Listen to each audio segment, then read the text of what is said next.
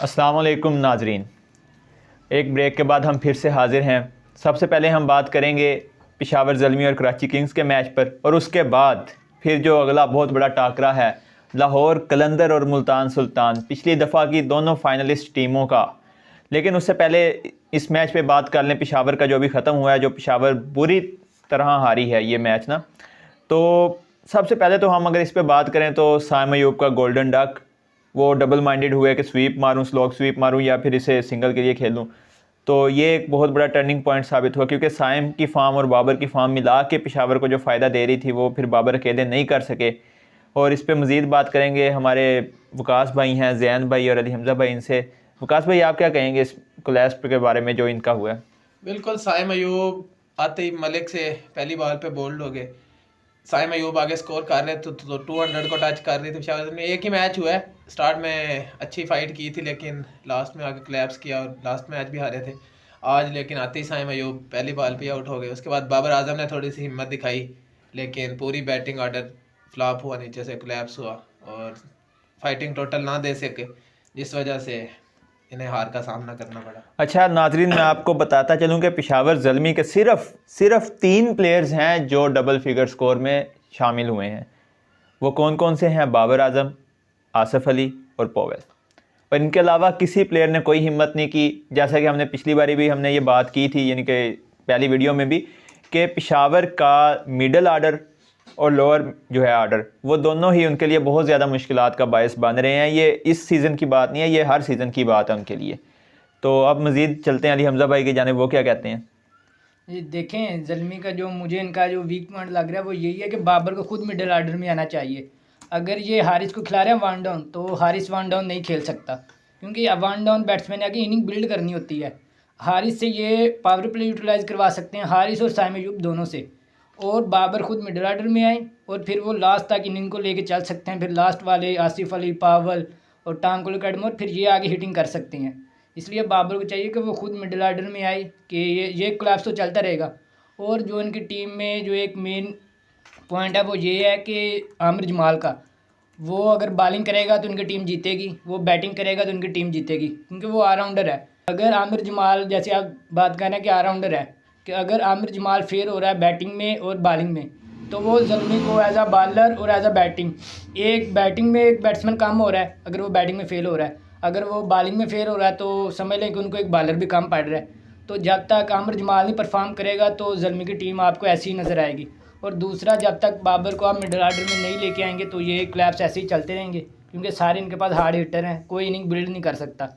तो और ना शुरू में बाबर भी वैसे पावर पे यूटिलाइज नहीं कर रहा, कि ना साइम अयूब से फिर वैसे बैटिंग हो रही है। तो इस वजह से ये ज़ल्मी का क्लैप्स चलता रहेगा जब तक ये बाबर मिडिल आर्डर में नहीं आता। जैन भाई, आपकी क्या राय है इस बारे में? देखिए, मैं भी यही कहूँगा कि ये लोअर आर्डर, मैंने पहले भी बात की कि लोअर आर्डर बिल्कुल इनका फेल है, मतलब कोई सिंगल लेने के भी काबिल नहीं है। आज भी आपने देखा 4 ओवर में सिर्फ 19 रन बनाए इन्होंने आखिरी 6 विकेट्स पे। तो जब इस तरह का क्लैप्स होता है तो मोमेंटम दूसरी टीम के साथ जाता है, और जहाँ पे हमें नजर आ रहा था 170-80 रन इजीली हो जाएंगे, तो वहाँ पे 155 रन सिर्फ ज़ल्मी कर पाई। और मुझे नहीं लगता कि बाबर को मिडिल ऑर्डर में खेलने की जरूरत है, बाबर टॉप ऑर्डर में ठीक खेल रहा है। और दूसरे प्लेयर्स जो हैं उनको तेज खेलना चाहिए, मगर बाबर को एक जगह मुझे लगा कि बाबर जब न्यू प्लेयर आता है तो एक आध अगर boundary set batsman Babar Azam लगा दे तो दूसरे से प्रेशर कम हो जाता है। वो मुझे थोड़ी सी गलती लगी, क्योंकि जब आमिर जमाल खेलने आए तो उन्होंने सिर्फ 2-3 बॉल खेले हैं, उसके बाद वो हिट पे गए। अगर बाबर बाउंड्री लगा देते उसके बाद सिंगल लेके देते तो 5-10 बॉल आमिर जमाल को शायद सेट होने के लिए मिल जाती, तो इससे अच्छा होता। वैसे बाबर आजम बहुत अच्छा खेले हैं, बट मेन रीजन वही है जो आप बता रहे हैं कि 16 ओवर में तकरीबन 140 स्कोर था इनका। उस टाइम लग रहा था कि 180-90 को टीम पहुंचेगी। उसके बाद देख लें 3-4 ओवर में सिर्फ ये 50 स्कोर किया है। हमने बात कर ली नहीं, पेशावर की। एक मिनट, आप कैसे कह रहे हैं कि बाबर वन डाउन नहीं खेल सकता? नहीं, अगर हारिस को जो ऊपर भेजें तो अगर वो पावर प्ले में आपको 70-80 रन दे दे, वो और साइम अयूब, और अगर उधर दोनों ही फ्लॉप हो जाए फिर बताएं नीचे से किसने हिट, तो फिर बाबर आजम होगा ना, वो फिर वैसे इनिंग बिल्ड कर लेगा। फिर एक प्लेयर बच जाएगा, हिटिंग वाला भी बचेगा। नहीं तो टांग कुलर कैडमोर है, आपके पास बाकी प्लेयर्स भी हैं ना। तो वो इसीलिए मैं कह रहा हूँ कि बाबर अगर वन डाउन आ जाता है तो वो इनिंग भी बिल्ड कर लेगा। ऊपर से साइमन देखें, यूबर हारिस आपको मैं 70 कभी भी 80 इस हक 60 में का नहीं रन हूँ कि दे अगर देता कोई है, एंकर स्टार्ट खेल दे रहा देता है है। तो उसको मिडिल ऑर्डर में टी20 में नहीं खेल सकता, इतना टाइम नहीं होता बिल्कुल। कि आप पावर प्ले के बाद आए और एंड तक इनिंग को लेके चले। ऐसे अगर ही एक प्लेयर आपने रखा हुआ है कि वो इनिंग को एंड तक लेके चले तो उसको ऊपर ही खेलना मेरे चाहिए। ख्याल से आपने ये बाबर आजम की इनिंग्स नहीं अली देखी? हमजा भाई, मेरे ख्याल से ये क्वेश्चन आया, ये बुरहान भाई का ये क्वेश्चन ले लें। वो कह रहे हैं कि बाबर आजम का स्ट्राइक रेट भी आज टीम के हारने की वजह। देखें, हम तो ये नहीं समझते क्योंकि आज बाबर आजम जिस तरह खेलने और साथ उनके कोई स्पोर्टिव नहीं था, तो आज उन पे ब्लेम नहीं आ जैसे सकता। आगे आपने बताया सिर्फ तीन तीन, players हाँ, ही डबल फिगर में। नहीं देखिए, बात मैं भी यही कह रहा हूँ, बाबर अच्छा खेला है, लेकिन बात यह है कि वो क्लैब से जल्मी कैसे निकलेगी। कि बाबर तो अच्छा कर रहा है, बाबर तो अच्छा करेगा, यार टीम कोलैप्स जीत इनका जाएगी। बात मेन यही है ना। कोलैप्स जो हुआ है इनका, वो लोअर ऑर्डर की आगे बात किया हमने सुबह से, इसी बात पे हम जोर दे रहे हैं कि इनका लोअर ऑर्डर बहुत ही घटिया है। इस टाइम बल्ले ही नहीं लगाना तो उन्हें। बिल्कुल, आप 6 नंबर 6 7 और 8 जो है जो लिंक होता है टीम में, अगर प्रॉपर बैट्समैन ऑलराउंडर अगर होने यहाँ पे चाहिए। नंबर 6 7 और 8 पे 3 अच्छे ऑलराउंडर आपके पास हो तो आपकी बॉलिंग भी कवर हो जाती है, आपकी बैटिंग भी कवर हो जाती है। इस्लामाबाद में आप देख लें, अगर इतनी अच्छी बैटिंग इमाद और शदाब नहीं कर रहे, वो बॉलिंग अच्छी कर रहे हैं, इससे लिंक मिल रहा है कि वो एज अ कोई और बैट्समैन खिला उन्हें रहे हैं। लास्ट तक उम्मीद होती है कि उबैद शाह भी हिट कर लेता तकरीबन। उबैद शाह भी अंडर 19 में आपने देखा और कि इनकी hitting कर बॉलिंग लेता का एज ये है कि ये दूसरे बैट्समैन ऐड कर सकते हैं किसी बॉलर, मेन बॉलर को है। नहीं इनका कर ज्यादा रहे हैं। मेन रीजन तो बॉलिंग में भी मुझे देख, लग रही है कि बहुत ज्यादा क्रिकेट के ना दो स्टाइल ऑफ प्ले हैं, दो स्कूल ऑफ थॉट हैं। एक जो इस्लामाबाद जिससे खेलता है और एक जिससे कोयटा खेलता है इस सीज़न में, क्योंकि कोयटा के पास 5 जो हैं वो स्पेशल बैटर्स और 5 स्पेशल बॉलर्स हैं। और पेशावर ज़ल्मी के पास आप देख लें, ज़िशान जो है ज़िशान, वो कैसी बॉलिंग कर गया आज। वो इनके मर्जिंग है, अंडर 19 से अभी आया है, तो वो इस तरह तो नहीं कर सकता था जिस तरह हम उससे एक्सपेक्ट कर रहे थे। और बाकी भी देख लें, कोई इतनी खास बॉलिंग नहीं की किसी ने। ल्यूकवुड का जो स्पेल था वो रायगा गया है, उसने जो पहले 3 ओवर उसने किए फुल, वो एक स्पेल देखने का मज़ा आया। जिस तरह कल नसीम शाह का स्पेल देखने का मज़ा आया था, आज वुड का स्पेल देखने का आया है। और अब पेशावर पे तो हमने बहुत बात कर ली है, तो अब हम बात करते हैं कराची पे। कराची ने जो मलक को यूटिलाइज़ किया, उससे पहला ओवर लेफ़्ट हैंडर के आगे करवाया ऑफ स्पिनर से, अच्छी अप्रोच थी उनकी और उन्हें कामयाबी मिली है इसमें। और उसके बाद मीर हमज़ा का स्पेल और उसके बाद डैनियल सैम्स का स्पेल, डेथ में उनकी बॉलिंग, हसन अली की 3 विकेट्स, मीर हमज़ा की 3 विकेट्स, ये उनकी जो बॉलिंग वापस आई ना, जैसे हम पहले बात कर रहे थे कि दोनों में से कौन ज़्यादा गंदी बॉलिंग करेगा, लेकिन कराची ने उस बात को ख़त्म कर दिया। उन्होंने बहुत अच्छी बॉलिंग की माशाल्लाह। इस बारे में आप बात करते हैं कराची की परफॉर्मेंस के बारे में, आप क्या कहते हैं वकास भाई? कराची किंग्स के आज एक तो बॉलिंग ने क्लिक किया, बहुत ज़बरदस्त बॉलिंग की। हसन अली ने भी आज साथ दिया उनका। हसन अली आगे थोड़ा फेड दिख रहे थे, लेकिन बड़ा मज़ेदार बॉलिंग की उन्होंने डेथ में आके, और 155 स्कोर तक रोका इनकी। बस आधा मैच तो वहीं जीत गए थे जहाँ 155 पे रोक लिया था पेशावर ज़ल्मी को, क्योंकि पेशावर ज़ल्मी की आपको पता है बॉलिंग तो स्ट्रांग इतनी नहीं है, नई बॉल से बॉलिंग करवाने वाला बॉलर ही नहीं है पेशावर ज़ल्मी के पास। तो ये तो आज होना ही था, जल्दी से इन्हें अपने कम्बिनेशन पर गौर करना पड़ेगा। ल्यूकवुड ने आज अच्छी बॉलिंग की है, जो हम बात कर रहे थे। जैन भाई से अब पूछते हैं कि कराची के बारे में उनकी क्या राय है, क्योंकि उन्होंने पुलाड़ पे जिस तरह तनकीद की थी कि वो इज्जत से रिटायरमेंट लेके घर बैठे। पुलाड़ ने तो खैर किसी और का मुंह बंद करवाया ना हो, लेकिन जैन का करवा दिया। जिस तरह की उन्होंने 21 बॉलों पे 49 की इनिंग खेली है माशाल्लाह, सुपर बोर। वो अली हमजा के फेवरेट बॉलर को जिन्होंने छक्के मारे हैं, हमजा कह रहे थे कि उन्हें खिलाना चाहिए पेशावर देखिए, वो ज़ल्मी मेरा को। फेवरेट नहीं है। आप आईएलटी में वकार की परफॉर्मेंस देख रहे हैं, वो हाईएस्ट विकेट टेक कर रहा है आईएलटी में, लेकिन वो अभी इधर एक मैच हुआ है और वो प्लाट का इतना ज़्यादा एक्सपीरियंस है क्रिकेट में, वो भी T20 क्रिकेट में। तो वो तो शुएब मलिक भी होता उस ओवर में जहाँ उन्होंने ओवर दिया उसको 15 ओवर 16 ओवर, तो उधर तो शायद मलिक भी 3 छक्के उसको लगा देता इजीली।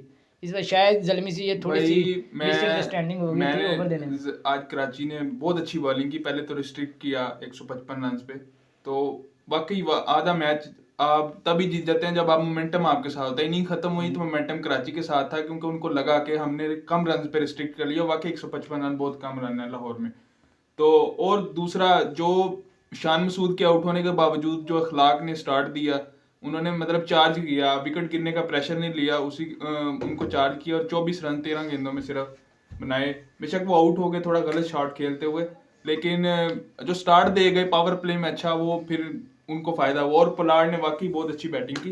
पर ये भाई कह रहे थे कि वकार सलाम खेल बहुत अच्छा बॉलर, आईआरटी में टॉप विकेट। मैं इनको पहले कह रहा था कि भाई वो मुजीब या राशिद के लेवल का बॉलर नहीं है, नहीं देखिए जलमी ने जब मुजीब या राशिद रखा हो फिर बात है, बट अब उसने कोई तो रखा था, वो कहा उन्हें था। यही अच्छा इससे सोचा कि अच्छा नूर बॉलर अहमद है। वर्ल्ड कप अच्छा, खेल के आया, नूर अहमद इससे अच्छा मैं नूर ना अहमद की भी यही ऐसी परफॉर्मेंस होती हैं, आप देख लें वो साउथ अफ्रीका लीग खेल रहा था, नूर अहमद ये ILT खेल रहा था, आप परफॉर्मेंस को पर कंपैरिजन करके नूर बताएं नूर ना। के बाद इंटरनेशनल एक्सपीरियंस है जो इसके पास नहीं है। बिल्कुल मैं एक और चीज़ कहता हूँ कि पेशावर को ना अब मेहरान के साथ स्टार्ट करना चाहिए।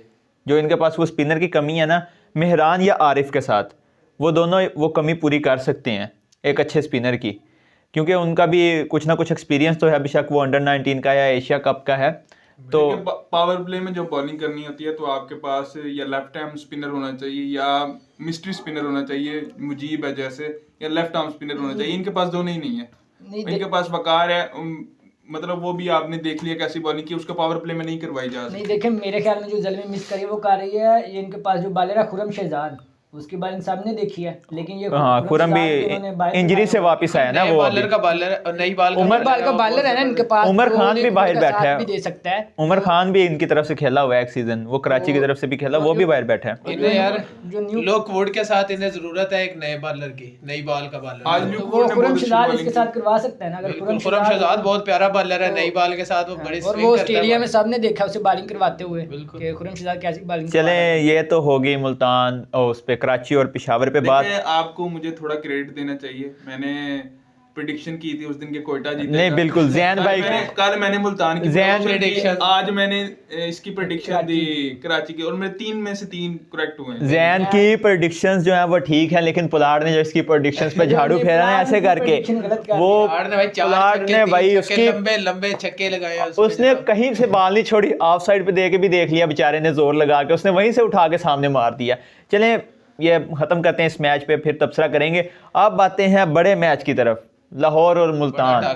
बहुत बड़ा टाकरा है, क्योंकि मुल्तान ने अपने बदले लेने हैं लाहौर से, लास्ट ईयर की फाइनलिस्ट टीम है दोनों। और लाहौर जो है वो फॉर्म में नहीं है, राशिद वो उनका बिग ब्लो है, उसे जितना मर्जी इन्हें कहना कि इनका नुकसान कभी पूरा नहीं होगा, क्योंकि राशिद जो इन्हें बॉलिंग दे के जाता था और जो बैटिंग का भी एज था वो पूरा नहीं हो सकता, जिसे मर्जी बुला लें। चलिए बात करते हैं लाहौर के पिछले मैचेस से शुरू करते हैं।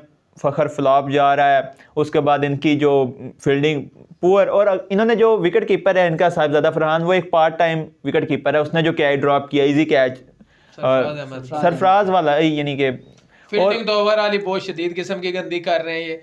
उस दिन भी रॉय के 2 कैच छोड़ दिए, फिर तकरीबन इन्होंने मिस फील्ड के 40 से 50 स्कोर तकरीबन दे दिया होगा मेरे ख्याल में, 20-25 वाइड नहीं फेंक दिए शायद इन्होंने। देखिए इनको कॉम्प्रोमाइज अब करना पड़ेगा। इनके पास विकेट कीपर जो है वो आयरलैंड के हैं, लोरकान टक्कर, वो इतने अच्छे बैट्समैन नहीं है। तो अब अगर साहिबजादा फरहान को अगर ये विकेट कीपिंग करवा रहे हैं तो इनको कॉम्प्रोमाइज करना पड़ेगा, क्योंकि अब यही हो सकता है कि उनको प्रैक्टिस करवाएं थोड़ी सी, कि मतलब ड्रॉप चांसेस कम हो। और टक्कर को ये खिला नहीं सकते क्योंकि इनको दूसरे ओवरसीज प्लेयर चाहिए, वो इतने अच्छे बैट्समैन नहीं है कि आप कीपर भी अच्छे नहीं है यार वो, देखिए बैट्समैन खिला सके। और एक जो सबसे जो है ना बड़ी बात इनकी ये है कि ये पावर प्ले इनका विकेट लेस जा रहा है। बिल्कुल शाहीन सारी टीम्स का विकेट, लेकिन लाहौर की जो स्ट्रेंथ थी, वो जो हम कहते थे ना शाहीन का पहला ओवर और विकेट, इनकी जो लव स्टोरी है आपस में, वो मेरे ख्याल से अब ब्रेकअप हो गया उसका। नहीं वो देखिए शाहीन के पास सिर्फ एक ही बॉल है ना, वो स्टार्ट में आगे एक ही बॉल करता था, यार्कर करता था, यार्कर लेंथ प्लेयर बोल्ड हो जाते थे, येल भी हो जाते थे। अब ना उसके पास वैसी पेस है, ना उसके बाद स्विंग हो रही है, पाकिस्तानी पिचेस पे तो वैसे भी स्विंग नहीं होगी, तो फिर प्लेयर्स कैसे आउट? मैंने बॉलिंग देखी है, मुझे नहीं लगा कि कहीं ऐसी जगह पे कि वो गलत बॉलिंग कर रहे हैं या कोई इधर उधर बॉलिंग कर रहे हैं, अपनी वही जो बॉलिंग करते हैं वही, पर अब एज अ प्लेयर अच्छा उनको काउंटर करते हैं। वो जो बॉल, वो विकेट टेकिंग बॉल थी, उनको इन स्विंगर थोड़ा सेंसिबल होके खेल।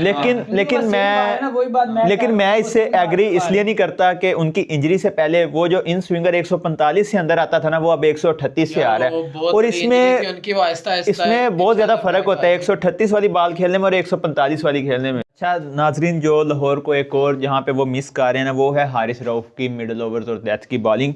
वो हारिस टेपिया ही बनता जा रहा है, वो बस एक लेंथ पे आगे बॉल फेंकता है, मार खाता जा रहा है, कोई वेरिएशन नहीं ला रहा। वो टेपिया बने तो बल्कि ज्यादा अच्छी बॉलिंग करेगा। उसकी स्पेशलिस्ट यार्कर्स का था, यार्कर अच्छे करता था स्टार्ट में, इसी वजह से तो वो हिट हुआ था। टेप बॉल के बॉलर आपने देखे होंगे कि यार्कर्स करने जाते हैं, यार्कर कर ही नहीं रहे। वो जनाब लेंथ बॉल, गुड लेंथ, अजीब सी लेंथ रखी होती है। तो ये तो फिर आकिब जवेद सर को पूछना चाहिए कि उन्होंने उसके साथ किया क्या है।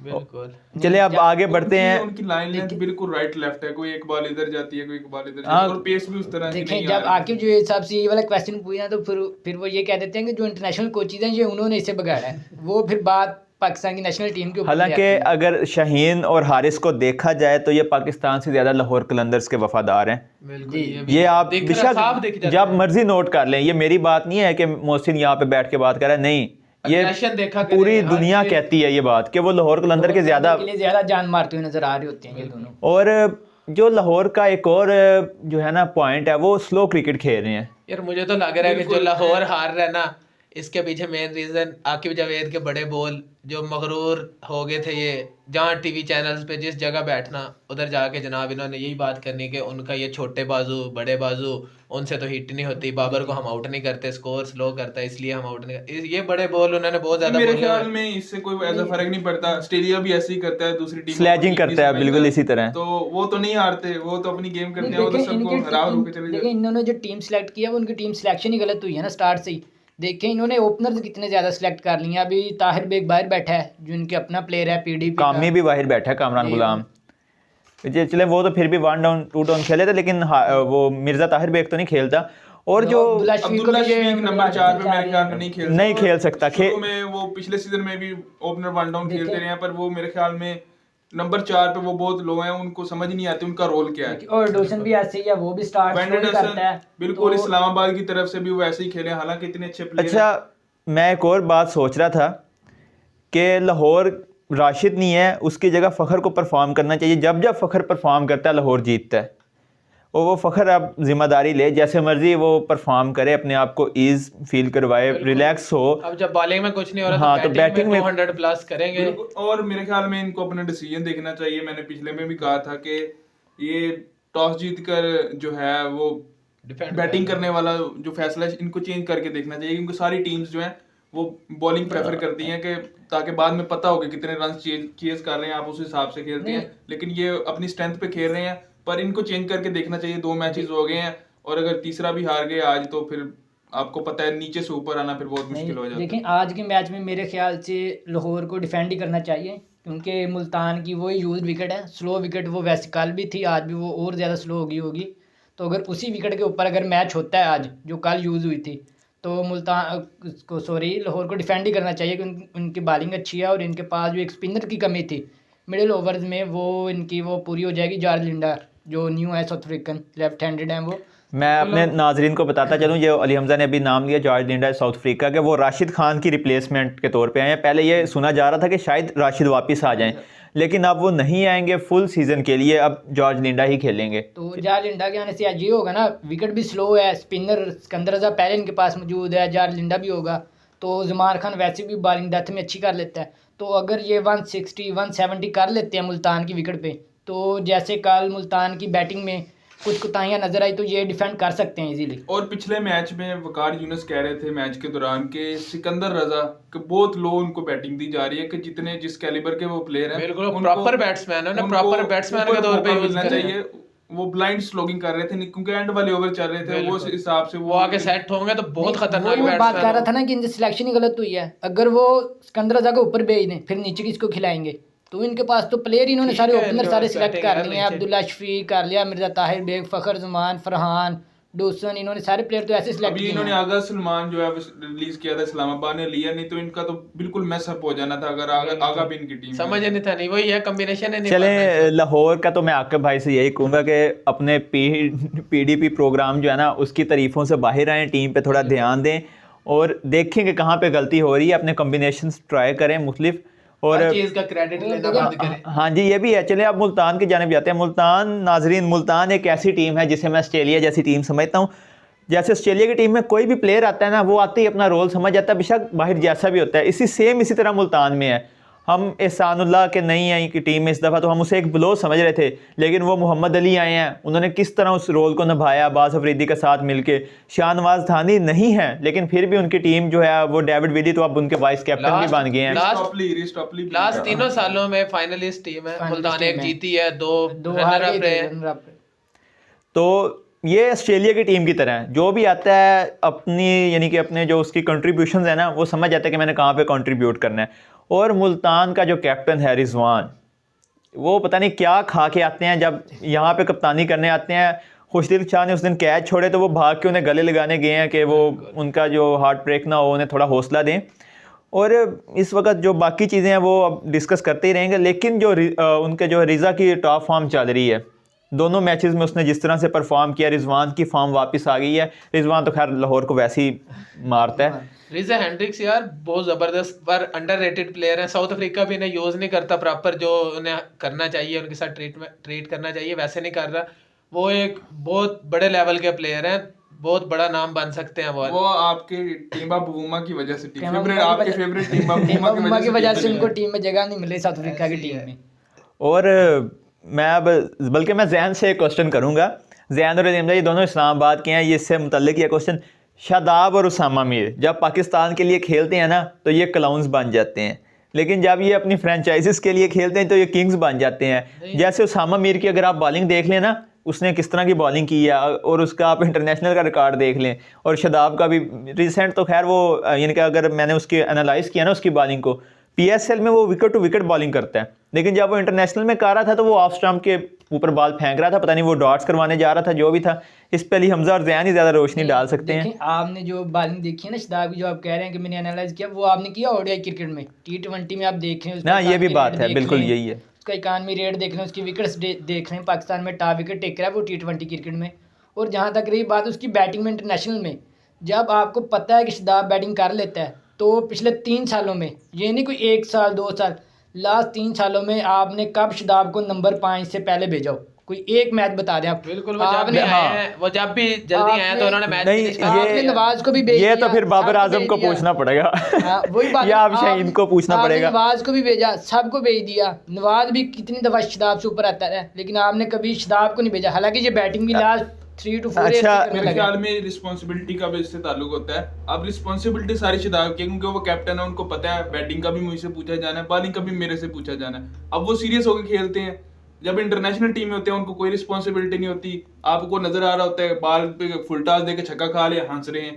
बिल्कुल एक पॉजिटिव प्रेशर 2 तरह का होता है, एक नेगेटिव वे में चला जाता है, एक पॉजिटिव वे में शादाब प्रेशर मैनेज करते हैं। अच्छा, एक ना इसी से आउट ऑफ कॉन्टेक्स्ट बात याद आ गई कि जब इंग्लैंड के ख़िलाफ़ हमारा 2022 में फ़ाइनल था ना, तो वहाँ पे आदिल राशिद लगे हुए थे और इन्होंने इफ्तिखार को भेज दिया था। मैं वहाँ पे ये सोच रहा था कि शादाब को भेजेंगे जाके स्पिन को टैकल करो, तो वो भी डिसीजन हमारी टीम भी खैर पाकिस्तानी इतने अच्छे नहीं लेती है। लेकिन जब शादाब आया तो उसने आगे फिर रन भी किए थे फाइनल में। हाँ ना, 223 रन जो उसने आगे किए थे, थोड़े से फास्ट इफ्तिखार तो जब बैटिंग करते हैं स्पिन के खिलाफ ऐसे लगता है स्कोर बिल्कुल रुक गया है। वो बातें तो ऐसे करते हैं कि हमसे अच्छा स्पिनर कोई खेलते ही नहीं है। बाकी फिर भी सिंगल ले लेते हैं। ये इफ्तिखार तो 4 बालें रोक जाते हैं, सिंगल अच्छा, नहीं होता। इफ्तिखार जो है उसका भी आपने पिछले मैच वाला देख लिया होगा कि जब उनसे छक्का नहीं लगा था वो स्लॉट वाली बॉल पे, वो कैसे उन्होंने चीख के अपना इजहार किया था अपने गुस्से का, फ्रस्ट्रेशन का।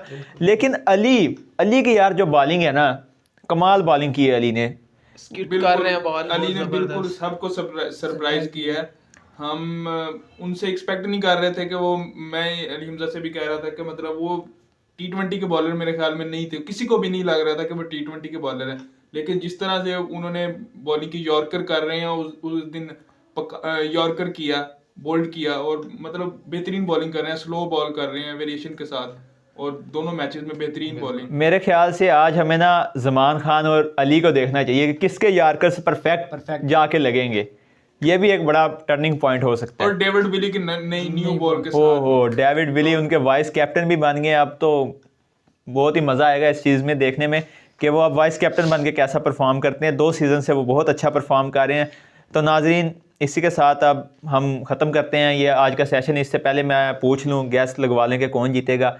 सबसे पहले विकास भाई, कौन जीतेगा आज? इंशाल्लाह लाहौर कलंदर्स। देखिए, मैं तो खुद लाहौर कलंदर्स का डाई हार्ट फ़ैन हूँ, तो मैं भी लाहौर कलंदर की तरफ ही जाऊँगा। आप देखिए, मैं तो वैसे तो मुल्तान के साथ ही जाऊंगा, लेकिन अगर लाहौर डिफेंड करती है आज फिर तो लाहौर ही जीतेगी। आज का मैच तकरीबन टॉस पे ज़्यादा डिपेंड कर रहा है, लेकिन मुल्तान जीत जाएगी। लेकिन नाजरीन, इसमें अली हमजा का कसूर नहीं है, ये सॉफ्टवेयर इंजीनियर है, इसने इफेल्स लगाना ही होता है हर जगह पे। नहीं, इफेल्स की बात नहीं है, वो टास्क की बात है ना। पाकिस्तान में टास्क के ऊपर टीम मैच जीत जाती है। दोनों मैचेस जीते हैं, मुल्तान फेवरेट है, पर मुझे लगता है आज लाहौर जीतेगा।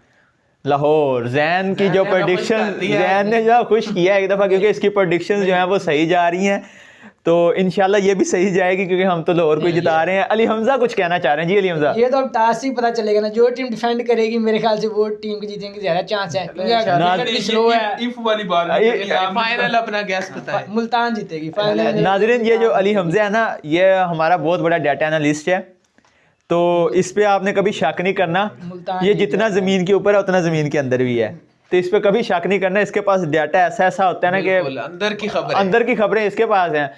कादर ख्वाजा की फाख्ता और अली हमजा की चिड़िया दोनों नहीं हमें सांस लेने देते हैं। बिल्कुल। अपना बहुत ज़्यादा ख्याल रखिएगा। अल्लाह हाफिज़। शुक्रिया।